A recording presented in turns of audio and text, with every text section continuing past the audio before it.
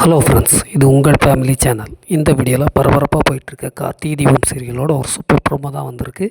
அதை பற்றி தான் அங்கே பார்க்க போகிறோம். அதுக்கு முன்னாடி நம்ம சேனலை கொஞ்சம் சப்போர்ட் பண்ணுங்கள், சப்ஸ்கிரைப் பண்ணுங்கள். அதாவது பார்த்திங்கன்னா, நம்ம ரோகிணியும் மயில்வாகனமும் ஹாஸ்பிட்டலுக்கு செக்கப்புக்கு ஆட்டோவில் போகிறாங்க. இதை சந்திரகலா பார்த்துட்றா.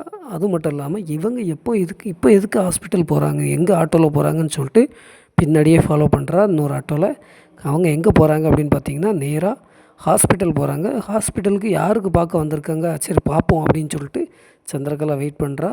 கடைசி அவள் ஸ்கேன் எடுத்து பார்க்குறாங்க. ரோஹிணிக்கு வயிற்றில் குழந்த இருக்கிறத எட்டி பார்த்துட்றா.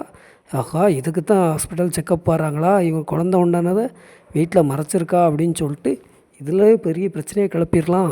இந்த மயில் வாகனத்தை பழி தீர்க்கிறதுக்கு நமக்கு இதுதான் சரியான சந்தர்ப்பம் அப்படின்னு சொல்லிட்டு இப்போ யோசிச்சுக்கிட்டு இருக்கா. ரோஹிணியும் மயில் வாகனமும் சந்தோஷமாக வீட்டுக்கு வந்துக்கிட்டு இருக்காங்க. அப்போது சந்திரகலா நிப்பாட்டி சாமுண்டீஸ்வரியை கூப்பிட்டு வச்சு, நீங்கள் எங்கே போய்ட்டு வரீங்க அப்படின்னு சொல்லிட்டு கேட்குறான். உடனே ரோஹிணி கோவமாக, நாங்கள் எங்கே போனோம் உங்களுக்கு என்ன அப்படின்னு சொல்கிறாங்க. உடனே மயில் வாகனம், நாங்கள் கோயிலுக்கு தான் போய்ட்டு வரோம், என்ன இப்போ வேணும் உங்களுக்கு அப்படின்னு சொல்கிறாங்க. கோயிலில் யாருமா ஸ்கேன் எடுப்பா உங்களுக்கு அப்படின்னு சொல்லிட்டு அந்த ஃபோட்டோவை காமிக்கிறா சாமுண்டீஸ்வரிகிட்ட. அப்போ தான் தெரியுது ரோஹிணிக்கு வயிற்றில் குழந்த இருக்கிறத சந்திரகலா சாமுண்டீஸ்வரிகிட்ட சொல்கிறா. சாமுண்டீஸ்வரிக்கு ரொம்ப அதிர்ச்சி.